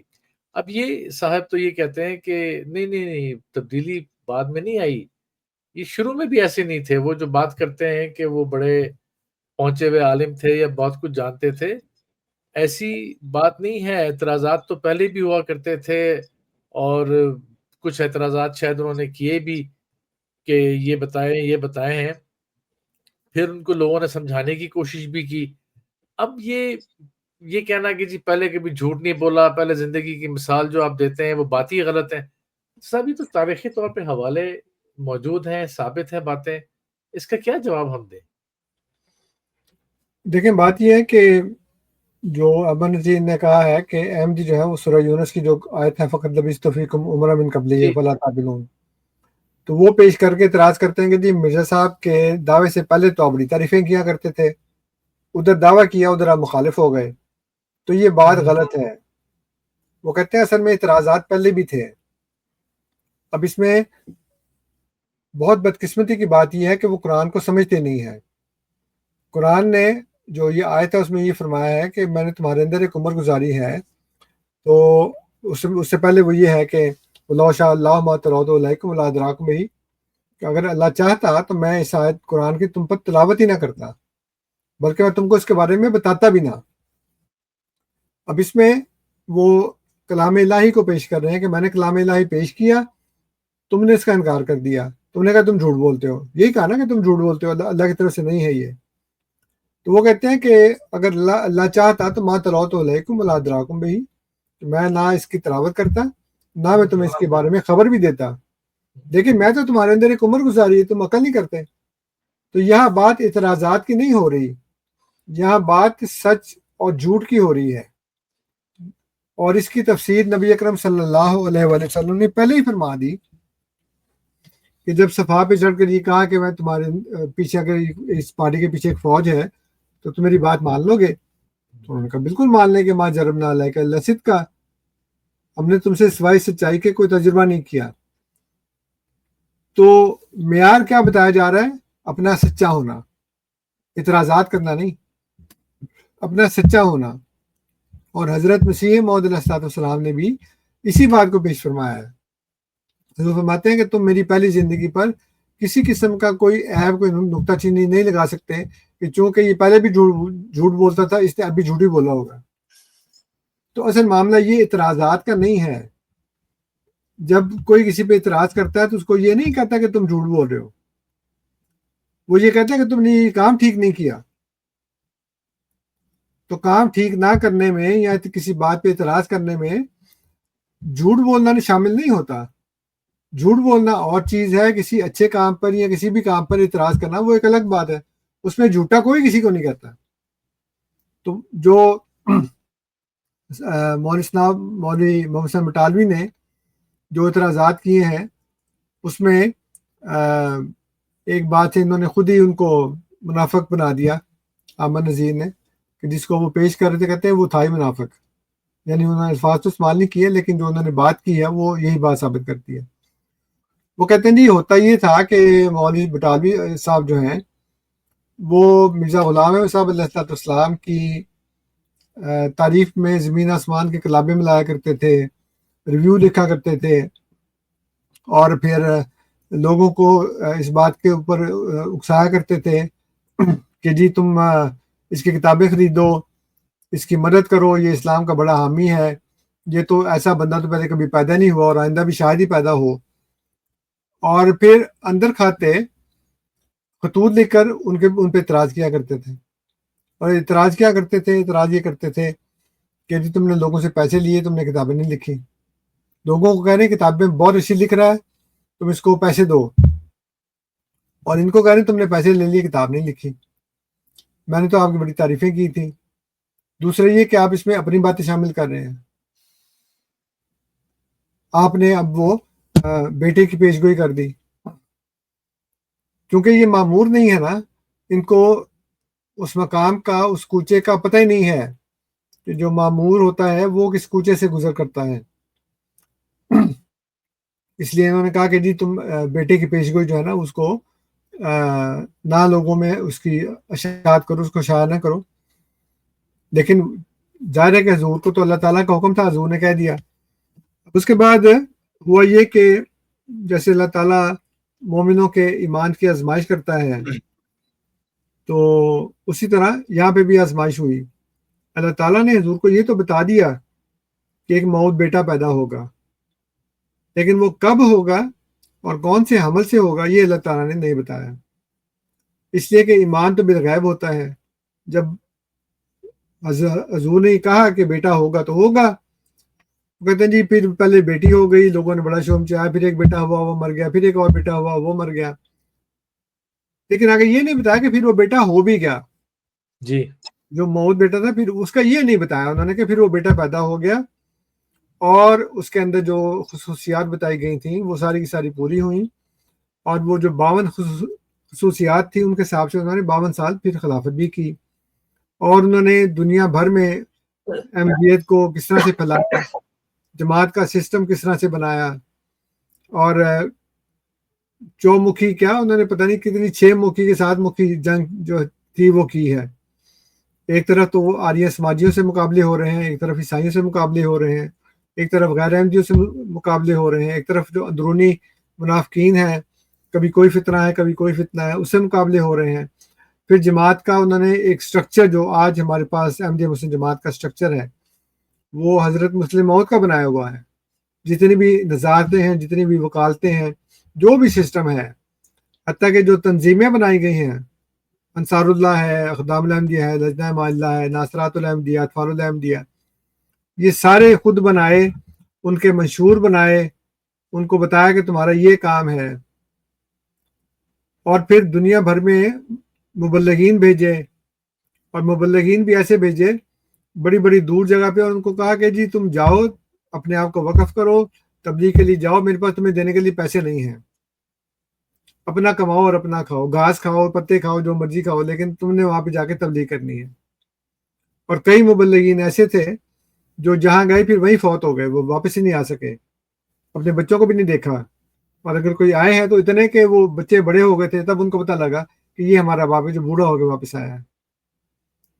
تو اس طرح کی بے شمار مثالیں ہیں ان مبلغین کی، اس سسٹم کی، جو تحریک جدید کا سسٹم ہے، جو وقف جدید کا سسٹم ہے، جو جماعت کا مالی نظام ہے، اور جو حضور نے جتنے بھی مالی نظام کے تحت شعبے بنائے ہیں، وہ سارے کے سارے اسے ایک بندے نے بنائے ہیں، جس کا مطلب یہ کہتے ہیں کہ جو پیدا نہیں ہوگا پیدا نہیں ہوگا، اور یہ نہیں کہتے کہ پیدا ہوگا اور اس نے کتنے بڑے بڑے کام کیے ہیں۔ ہندوستان کی سیاست کے متعلق آپ ان کی کتابیں اٹھا کے دیکھتے ہیں، بڑے سے بڑا سیاستدان بھی اس گہرائی سے اس سیاسی ماحول کا اندازہ نہیں کر سکتا جس کے متعلق حضور نے اس کا اتنی گہری نظر سے اس کو دیکھا اور پھر اس کے متعلق اپنی رائے دی، چاہے وہ پنڈت نہرو کے نکات ہوں، چاہے وہ جناح صاحب کے 14 نکات ہوں، یا جو بھی ہو، اس میں حضور نے بڑی گہرائی کے ساتھ کام کیا۔ تفسیر کبیر کے نام سے اتنی زبردست تفسیر لکھی ہے، اقتصادی نظام سے، اسلام کی تاریخ کے متعلق جو ہم بات کر رہے تھے ایک دن کے اسلام اختلافات کا آغاز، جو مودودی صاحب بھی اس رو میں بہ گئے اور انہوں نے خلیفہ راشد حضرت عثمان کے خلاف اتنی باتیں کر دی خلافت ملوکیت کے اندر، اس کے اوپر لوگوں نے اعتراضات کیے، اس بنا پر مودودی صاحب کو کافر کا، شیعہ بڑے خوش ہوتے ہیں کہ دیکھیں جی مودودی صاحب نے حضرت عثمان کے اوپر اعتراضات کا ایک انبار لگا دیا۔ تو وہ لوگ جو اس تاریخ کو سمجھتے نہیں ہیں اتنی گہرائی سے، جس گہرائی سے حضرت مسلم موعود نے دیکھا، تو اب میں کیا کیا باتیں بتاؤں کہ کس طریقے سے ہم ان کی کتابیں پڑھتے رہتے ہیں اور حیرت میں ڈوبتے رہتے ہیں کہ وہ شخص جس نے پرائمری بھی پاس نہیں کی، مڈل تک جانا تو بہت دور کی بات ہے، جس کی آنکھیں خراب تھیں، جو ہر وقت بیمار رہتا تھا، اس نے اتنی گہرائی کے ساتھ اقتصادیات کے اوپر، سیاسیات کے اوپر، اور ہر موضوع کے اوپر انہوں نے بات کی۔ وہ چیلنج کیا کرتے تھے کہ کوئی مجھ سے آگے بات کر لے، میں سورہ فاتحہ سے اس کو اس کے سوالوں کا جواب دوں گا۔ تو یہ تعصب کی انتہا ہے کہ آپ کو یہ تو نظر آ رہا ہے کہ جی وہ پہلے حمل سے بچہ پیدا نہیں ہوا، پھر دوسرا ہوا تو کہ حضور، اب حضور کو کیا پتا کہ اللہ نے نہیں بتایا نا کہ یہی وہ بیٹا ہے، حضور نے کہا ہو سکتا ہے یہ ہو، وہ نہیں ہوا، پھر اگلا ہوا۔ یقین تھا ان کو کہ ہوگا ضرور، اور نہ صرف حضور کو یقین تھا بلکہ جو حضور کے ساتھ تھے ان کو بھی یقین تھا۔ اور یہ شگری صاحب نے سوال کیا ہے کہ وہ مسلم موت کی پیشگوئی کے لیے جو ہوشیارپور گئے تھے، وہاں چلا کاٹا، تو وہ لوگ پھر ساتھ رہے کہ نہیں رہے؟ کہتا نہیں، وہ تو ساتھ رہے۔ یعنی وہی بات ہے نا کہ مدعی لاکھ پہ بھاری ہے گواہی تیری، آپ کو اعتراف کے بغیر کوئی چارہ نہیں تھا، کہ آپ نے کہا کہ وہ لوگ جو چلے میں ساتھ تھے وہ پھر ساتھ ہی رہے، وہ انہوں نے چھوڑا نہیں ہے۔ انہوں نے یہ نہیں کہا کہ مرزا صاحب آپ نے تو کہا تھا، حضور آپ نے کہا تھا کہ اب بیٹا پیدا ہوگا، وہ مسلم ہو گئی تو بیٹی پیدا ہو گئی ہے، اس لیے ہم جا رہے ہیں، السلام علیکم۔ پھر روکا ان کو، نہیں نہیں نہیں، ہو جائے گا ہو جائے گا۔ اچھا پھر لڑکا ہوا، وہ مر گیا، اچھا اب تو ہم جا رہے ہیں، نہیں نہیں رکو رکو رکو رکو رکو۔ یہ کسی نے نہیں کہا کہ چونکہ آپ کی پیشگوئی پوری نہیں ہو رہی اس لیے ہم آپ کو چھوڑ کے جا رہے ہیں۔ میں نے کہا نا کہ حضور کو تو یقین تھا ہی کہ اللہ تعالیٰ مجھ سے کلام کر رہا ہے اور اللہ تعالیٰ مجھے پیشگوئی دے رہا ہے اور اللہ تعالیٰ اس پیشگوئی کو پورا بھی کرے گا، لیکن وہ لوگ جو ساتھ تھے وہ پورے یقین کے ساتھ اس بات پر قائم تھے کہ اس شخص نے جو بات کی ہے وہ بالکل پوری ہوگی، اور زمین آسمان ٹل جائیں لیکن خدا کی بات نہیں ٹل سکتی کبھی۔ تو یہ اس سے بڑی صداقت کی نشانی اور کیا ہو سکتی ہے؟ اور یہ جو بات ایک اور کی انہوں نے کہ جی وہ تیسرا اعتراض یہ بھی تھا محمد حسین بٹالوی کو اختلاف جو تھا کہ آپ کی زبان سخت ہے، آپ سخت کلامی کرتے ہیں. بات ڈاکٹر یہ ہے بھائی ہاں بات یہ ہے کہ جو سخت کلامی کا الزام لگاتا ہے نا، اس کو نہ قرآن کا پتہ ہے نہ حدیث کا پتہ ہے. اول تو خود مولوی صاحب کی اپنی زبان بڑی سخت تھی، اس کے علاوہ علماء کی جو سخت کلامی کی مثالیں جو میں نے جمع کی ہوئی ہیں اللہ کے فضل سے، وہ اس کو آپ سن لیں اگر، تو آپ کو سمجھ آ جائے کہ سخت کلامی کہتے کسے ہیں. اتنی بےہودہ زبان استعمال کی ہے، اور یہ ایک دوسرے کے مولویوں کی باتیں اس طرح شائع کرتے ہیں. میرے پاس ایک اہل حدیث کی کتاب ہے، اس میں اس نے دیوبندیوں کی مولویوں کی اتنی گندی زبان نقل کی ہے وہاں پہ کہ کوئی شریف آدمی اس کو پڑھ بھی نہیں سکتا. اور پھر قرآن میں جو الفاظ استعمال کیے گئے ہیں، کسی کو حرامزادہ کہا ہے، ان کے علماء کو گدھا کہا ہے، ایک کو کہا ہے کہ وہ کتے کی طرح زبان نکال کر ہانپتا رہتا ہے، ایک جگہ پہ کہا ہے کہ یہ لوگ جو ہیں وہ جانوروں سے بھی بدتر ہیں. تو یہ ساری باتیں پھر احادیث میں بھی ایسی باتیں بیان کی گئی ہیں. تو مسئلہ صرف وہی ہے کہ چونکہ ہم قرآن حدیث کو جانتے نہیں ہیں، اور اصل مقصد جو ہے وہ حضور کی مخالفت ہے، اس لیے جو چاہیں کہتے رہیں وہ. ٹھیک ہے ٹھیک ہے. اور یہ جو ایک اور بات جس کو وہ ترک کا پتہ سمجھنے والی بات کر رہے تھے اپنی اس میں پوڈ کاسٹ میں، اور وہ سیدنا حضرت مسیح موعود علیہ الصلوۃ والسلام کی عمر کے بارے میں جیسے کہ بڑا سنسنی خیز انکشاف ہو گیا، یہ کیا بات ہے؟ اصل میں بات یہ ہے کہ وہ زمانہ ایسا تھا کہ جس میں کوئی تاریخ پیدائش کا اندراج تو ہوتا نہیں تھا کہ جی بچہ پیدا ہوا تو آپ میونسپل کارپوریشن میں چلے گئے اور آپ نے وہاں پہ جا کے تو بچے کا اندراج کروا دیا، اس کی پیدائش کی پرچی لے لی. کسی کو کچھ پتہ نہیں تھا، بلکہ آج سے 50-60 سال پہلے، 70 سال پہلے کسی کو نہیں پتہ ہوتا تھا کہ ہماری اصل تاریخ پیدائش کیا ہے. اس لیے حضور نے جو لکھا وہ اندازے سے لکھا کہ میری شاید یہ ہے، لیکن بعد میں جو چونکہ ایک بات کو پکڑ کر بیٹھ جائیں تو پھر تو بات حل نہیں ہوتی. لیکن اس کی نیٹی گریٹی میں جانے کی بجائے مقصد کیا ہے ان کا یہ بتانے کا، مقصد یہ ہے کہ حضرت مسیح موعود علیہ الصلوۃ والسلام نے کہا کہ مجھے الہام ہوا ہے کہ تیری عمر اتنی ہوگی، 2-4 سال کم 2-4 سال زیادہ. وہ نہیں ٹھیک ہوئی ان کے بقول، وہ نہیں ہوئی. اگر وہ نہیں ہوئی تو اس کا کیا مطلب ہے کہ نعوذ باللہ حضور اپنے دعوے میں سچے نہیں ہیں. اگر وہ سچے نہیں ہیں تو پھر ان کو وہ جو قرآن نے جھوٹے کی سزا لکھی ہے وہ کیوں نہیں ملی؟ جگہ جگہ اللہ نے کہا نا، اللہ نے خود کہا، اللہ نے ایک رسول کی زبان سے کہا، اللہ نے ایک عام شخص کی زبان سے کہا، بار بار اس بات کو بیان کیا قرآن کے اندر کہ اگر میں خدا پر جھوٹ بول رہا ہوں تو پھر خدا مجھے تباہ کر دے گا، برباد کر دے گا، میرا مشن کامیاب نہیں ہوگا. اور اس کو حضور نے بھی بار بار بیان کیا. لیکن وہ جس نے حق تلاش نہیں کرنا، اس نے گاندھی بولنا ہے، تو وہ تو کسی ایک کو اٹھا کر دیکھ لے گا. مجھے وہ اشرف علی تھانوی صاحب کی بات یاد آتی ہے کہ وہ ان کے زمانے میں لکھا ہے کہ کوئی بندہ ان کے پاس آیا اور اس نے کہا جی کہ مجھے آپ کی فلاں بات پر اعتراض ہے. تو انہوں نے کہا کہ اسی ایک بات پر اعتراض ہے، کوئی اور بھی اعتراضات ہیں؟ کہتا نہیں جی اعتراضات تو اور بھی ہیں. تو انہوں نے کہا پھر یہ اس کو بھی وہیں جا کے رکھ دو جہاں پہ دوسرے پڑے ہیں، کیونکہ اصل مسئلہ حق تلاش کرنا نہیں ہے. میں اس کا جواب دوں گا تو تم ایک اور لے آؤ گے، میں اس کا جواب دوں گا تم ایک اور لے آؤ گے. اس لیے اس کو بھی وہیں جا کے رکھ دو جہاں بھی دوسرے اعتراضات تم نے رکھے ہوئے. اصل مسئلہ یہ ہے کہ آپ کو اول تو قرآن سے آپ کو پتہ نہیں ہے کہ قرآن کا معیار کیا ہے کہ جو جھوٹا ہوگا وہ ہلاک ہوگا. اگر آپ کے قول وہ نعوذ باللہ سچے نہیں ہیں تو پھر تو ہلاک ہونا چاہیے تھا ان کو، وہ نہیں ہوئے. اور پھر جو اتنی پیش گوئیاں پوری ہو گئیں اس کو آپ نے دیکھا ہی نہیں کہ وہ کیسے پوری ہو گئی ہیں. حقیقت وہی بھری پڑی ہے اس سے، اس کا آپ ذکر نہیں کرتے. اور ایک موٹی پیش گوئی جو ہے جو ابتدا میں حضور کو ہوئی کہ میں تیری تبلیغ کو زمین کے کناروں تک پہنچاؤں گا، اور وہ پہنچ گئی، وہ سارے دیکھ رہے ہیں. دنیا بھر میں غیر احمدی جو ہے وہ اس پیش گوئی کو پورا ہوتا دیکھ رہے ہیں کہ کوئی کونا زمین کا، کوئی کنارہ زمین کا ایسا نہیں ہے جہاں پہ حضور کی تبلیغ نہیں پہنچی. تو اس لیے اس طرح کی بات کرنے سے مقصد صرف یہ ہے کہ ہم یہ بتائیں کہ جی چونکہ ان کی وہی وہ الہام پورا نہیں ہوا اس لیے وہ نعوذ باللہ وہ اپنے دعوے میں سچے نہیں ہیں. ٹھیک ہے. یہ کیونکہ اس کو ہی میں سوچ رہا تھا کہ انہوں نے بڑا اپنی طرف سے بنایا تھا کہ بہت بڑی بات کی ہے یا ایک بڑی بات ہے، وہ بالکل آپ نے بڑے اچھے طریقے سے بات کو بیان کر دیا اور مثال بھی بہت عمدہ دے دی۔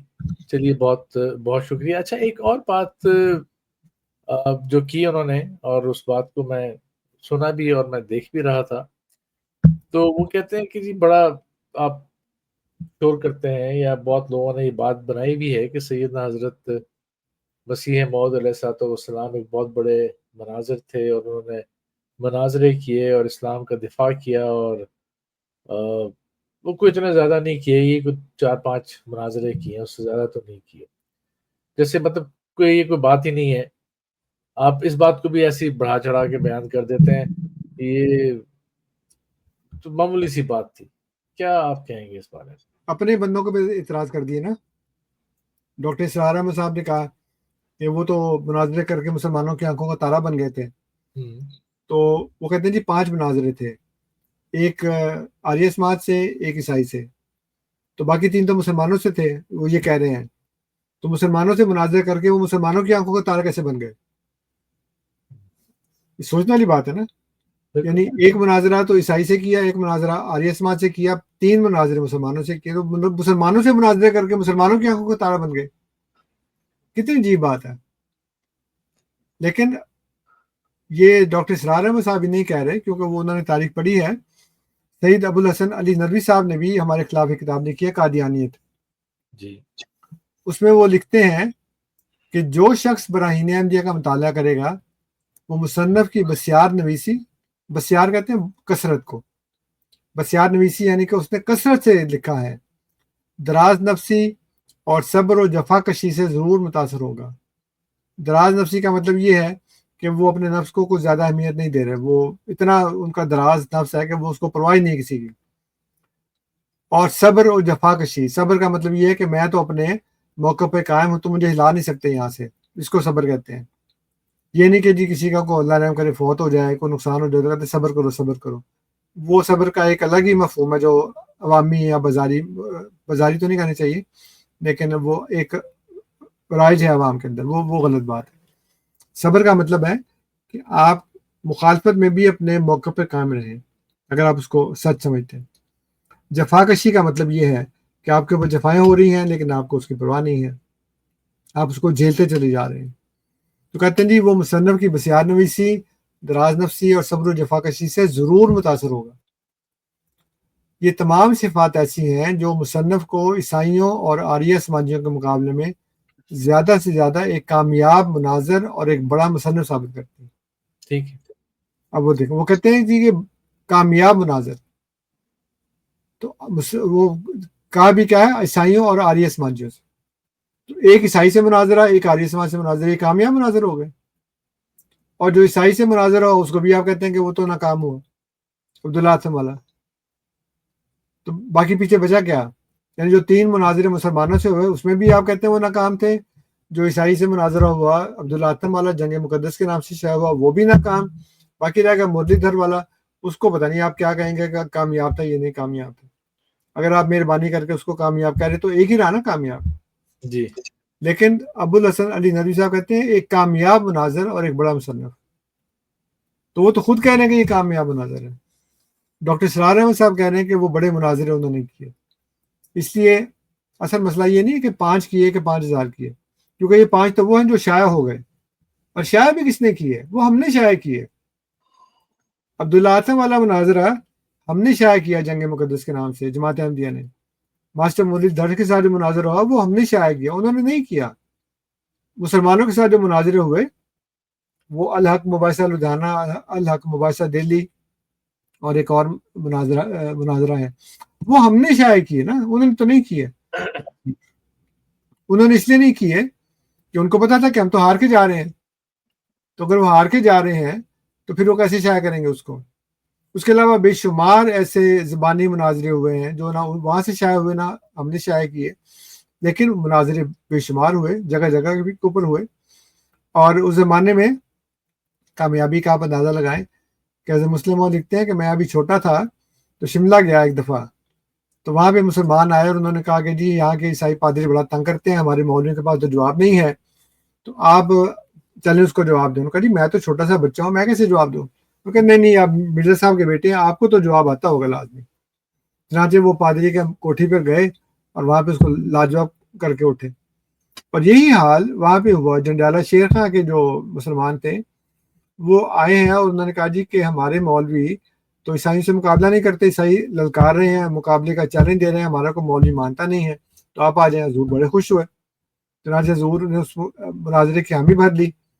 جب ان کو پتہ چلا عیسائیوں کو، پادری مارٹن کلارک کو، تو وہ گھبرا گئے، اسے ہاتھ پاؤں پھول گئے۔ انہوں نے کہا جی یہ تم کس کو مناظرہ قبول کر لیا ہے؟ وہ تو بڑا سخت آدمی ہے اس لحاظ سے کہ اس کے پاس دلائل بہت ہیں۔ تو اس نے کہا کہ وہ تو مسلمان ہی نہیں ہے، ہم نے تو کہا تھا مسلمانوں سے ہم نے مناظرہ کرنا ہے۔ جنڈیالہ شیر خان کے مسلمانوں نے کہا ہم مرزا صاحب کو مسلمان ہی سمجھتے ہیں، تو تم آؤ مناظرے میں۔ اور ادھر محمد حسین مٹالوی کو بھی ہاتھ پاؤں کی پڑ گئی اور اس کی طرح طرح کی باتیں بنائی ہیں امن نذیر نے بھی یہاں پہ۔ لیکن اصل سوال جو پوچھنے والا ہے وہ یہ ہے کہ جب عیسائی للکار رہے تھے تو پھر مولوی کیوں نہیں آئے مناظرے میں؟ جنڈیالہ شیر خان کے جو مسلمان تھے وہ کیوں مجبور ہو کر حضرت مسیح موعود علیہ السلام کے پاس آئے، اور کیوں ان کو کہا کہ جی باقی کوئی نہیں مان رہا، آپ مان جائیں؟ اور اگر حضور مان گئے ہیں اور اس کے بعد ان کو ہوش آیا ہے مسلمانوں کو، مولویوں کو، تو پھر وہ آ جاتے ہو کہتے ہیں نہیں ہم کر لیں گے مناظرہ، تم ان کو چھوڑ دو۔ پادری مارٹن کلارک کو جا کے کہتے، مسلمانوں کو جا کے کہتے کہ اچھا چلو ہم سے غلطی ہو گئی، ہم پہلے نہیں آئے، اب تم مرزا صاحب کو نکال دو، ان سے کہو جی سوری ہمارا مولوی مان گئے، ہمارے مولوی مان گئے، علماء مان گئے ہیں، ہم مقابلہ کر لیں گے۔ کیوں نہیں آئے؟ پھر کرتے نا پھر مناظرہ۔ اگر مرزا صاحب علیہ السلام نعوذ باللہ اس مناظرے میں ناکام ہو گئے ہیں تو ناکامی کس کی ہو رہی ہے؟ اسلام کی ناکامی ہو رہی ہے نا۔ کس کے مقابلے میں؟ عیسائیوں کے مقابلے میں۔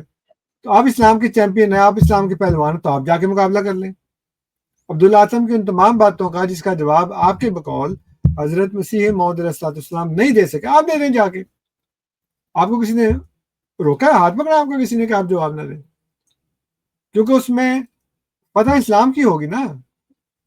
اور آپ پھر یہ بھی بتا سکتے ہیں کہ دیکھیں جی مرزا غلام احمد نے جا کے تو اسلام کی لٹیا تو بو دی، نام بدنام کر دیا، اب ہم جا رہے ہیں۔ تو آپ ایک تیر سے دو شکار کرتے، ایک طرف تو آپ عیسائیوں کو شکست دیتے، عیسائیت کو جھوٹا ثابت کرتے، دوسری طرف آپ مرزا غلام احمد علیہ السلام کو متعلق کہتے دیکھو جی یہ جواب نہیں دے سکا، ہم نے جواب دے دی جا کے۔ ایک تیر سے دو نشانے ہوتے نا۔ لیکن وہ گئے نہیں آپ، بلکہ الٹا جب عبداللہ اعظم اپنی میعاد کے اندر نہیں مرا تو آپ نے عیسائیوں کے ساتھ مل کر جلوس نکالا ایک مسلمان کے خلاف۔ وہ کس کے ساتھ مقابلہ کر رہے تھے؟ عیسائی اسلام کے خلاف مقابلہ کر رہے تھے نا۔ ان کو مرزا غلام احمد علیہ السلام کی ذات سے کوئی پرخاش نہیں تھی، کوئی جھگڑا نہیں تھا ان کا یہ جھگڑا تھا کہ اسلام غلط ہے، عیسائیت درست ہے۔ اگر عبداللہ اعظم جو ہے وہ نہیں مرا اور اسلام کے متعلق مرزا صاحب کے دلائل جو تھے وہ ناکام ہو گئے، تو پھر آپ دے رہے تھے وہاں پہ جا کے جواب۔ لیکن آپ الٹا ان کے ساتھ مل کے آپ جشن منا رہے ہیں، فتح کا جلوس نکال رہے ہیں آپ۔ تو یہ اس کا مطلب یہ ہے کہ کوئی ان کو اسلام کے ساتھ ہمدردی نہیں ہے، ساری کی ساری جو ہے وہ مرزا غلام احمد علیہ السلام کی مخالفت ہے، اس سے زیادہ کوئی بات نہیں۔ ٹھیک ہے۔ اور اچھا صاحب باتیں اور بھی ہیں دو تین، اور ایک خود نمائی کا الزام بھی ہے جو لگایا ہے، اس پہ بات مختصراً اگر آپ کچھ کہنا چاہتے ہیں تو۔ دیکھیں جی باتیں تو انہوں نے بہت کی ہیں اور وہ میں نے موٹی موٹی باتیں بیان کر دی ہیں جی باتیں تو وہ قابل جواب بھی نہیں ہیں۔ ان کا بودا پن اتنا صاف ظاہر و باہر ہے کہ اس کا تذکرہ کرنا بھی وقت ضائع کرنے کے برابر ہے۔ جو خود نمائی کا الزام انہوں نے لگایا ہے، تو مجھے ان کے انٹرویو سے دو باتوں کی بڑی خوشی ہوئی۔ امن نذیر کے انٹرویو سے بہت خوشی ہوئی مجھے۔ ایک خوشی یہ ہوئی کہ انہوں نے قرآن اور سنت سے ایک بھی بات پیش نہیں کی اور ثابت کر دیا کہ ہمارے پاس ہمارے پلے قرآن میں سے کچھ بھی نہیں ہے، کوئی قرآن سنت حدیث ہمارے پلے نہیں ہے۔ ہوتا تو کم از کم ایک آیت پیش کرتے، ایک حدیث پیش کرتے، کچھ بھی نہیں کیا انہوں نے۔ اور دوسری مجھے خوشی یہ ہوئی ہے کہ میں نے جو اب ایک مقالہ لکھا ہے برہان احمد کے نام سے، اس کا ایک جو ٹاپک ہے وہ یہ ہے کہ جتنی بھی پچھلے انبیاء کے مخالفین نے مکفرین نے باتیں کی ہیں وہ ساری کی ساری یہ کر رہے ہیں، لیکن یہ والی بات رہ گئی تھی مجھ سے، کیونکہ کبھی اس نے کی نہیں، کسی بندے نے یہ نہیں کہا کہ مرزا صاحب نے جو بھی کیا وہ خود نمائی کے تحت کیا۔ عامر نذیر وہ پہلا آدمی ہے جس نے کہا کہ مرزا صاحب نے خود نمائی کے تحت سارے کام کیے، یعنی اسلام کی سربلندی کے لیے نہیں، اپنی خود نمائی کے لیے۔ اور وہ اللہ تعالیٰ نے سورہ مومن کی آیت نمبر 25 میں بیان فرما دیا کہ وہ کہتے ہیں کہ فقال الملأ الذین کفروا من قومہ ما ھذا الا بشر مثلکم یرید ان یتفضل علیکم، بس ان سرداروں نے جنہوں نے اس کی قوم میں سے کفر کیا یہ کہا کہ یہ تو تمہاری طرح کے ایک بشر کے سوا کچھ بھی نہیں ہے، یہ چاہتا ہے کہ تم پر اپنی فضیلت قائم کرے۔ دیکھیں ایک رہ گئی تھی بات میرے ذہن سے، یا جو میں نے اس کو لکھا نہیں ہے، وہ بھی عامر نذیر نے پوری کر دی۔ مجھے بڑی خوشی ہوئی دو باتوں کی، ایک تو قرآن سنت سے کچھ بھی پیش نہیں کیا، دوسرا کفار کے ساتھ اپنی ایک اور مشابہت پیش کر دی۔ اور ایک آخری بات جو میں یہ بات بتا دوں کہ وہ کہتے ہیں جی مرزا صاحب جو تھے وہ ملحد تھے، ان کو خدا رسول پر کوئی اعتقاد نہیں تھا۔ اس کا سمپل سا ایک جواب ہے کہ کیسا ملحد تھا جس نے خدا پرستوں کی اتنی بڑی جماعت قائم کر دی، جو ہر وقت لا الہ الا اللہ کا نام لیتی ہے، ہر وقت خدا کی عبادت اور خدا کے رسول کی محبت کے لیے وہ دن رات کام کر رہی ہے، ان کے نام کو، ان کے جھنڈے کو دنیا میں پھیلانے کے لیے کوشش کر رہی ہے، ہر وقت خدا کا نام لیتی ہے، اس کو آپ کہہ رہے ہیں ملحد۔ تو مجھے پتہ نہیں کہ انہوں نے کس طرح سے اپنے دل کے اوپر اور کانوں کے اوپر گہرے پردے ڈال کر یہ بات سوچی ہوگی، جی کہا ہوگا کہ وہ تو ملحد تھے۔ تو ایسے ہوتے ملحد، اس کے جواب میں تو سوائے انا للہ و انا الیہ راجعون کہ بندہ کچھ بھی نہیں پڑھ سکتا۔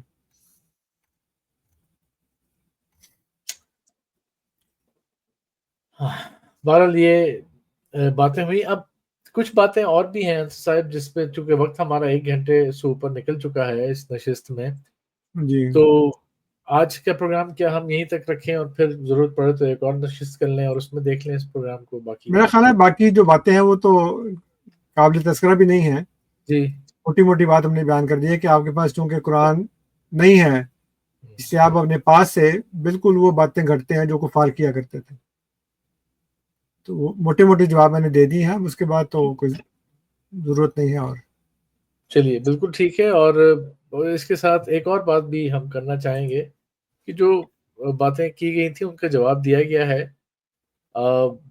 اس کا مقصد پھر کچھ ایک مناظرہ شروع کر دینا نہیں ہے، اور نہ ہم یہ چاہتے ہیں کہ یہ دو بدو ہو کر بات شروع کر دی جائے۔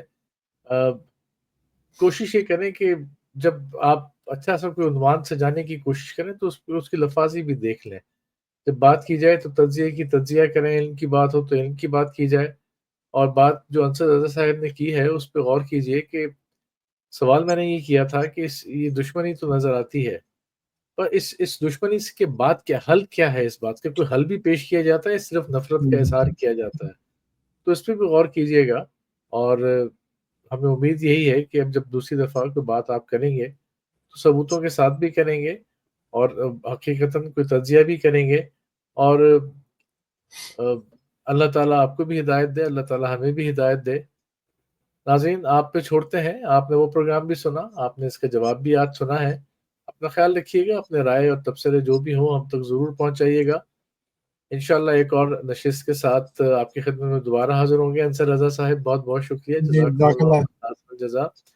اور میں یہ ایک کہہ لیجئے کہ آپ سے ایک فریڈم لے لیتا ہوں، ایک آزادی کی جو بات دل میں ہوتی ہے کہہ دیتا ہوں۔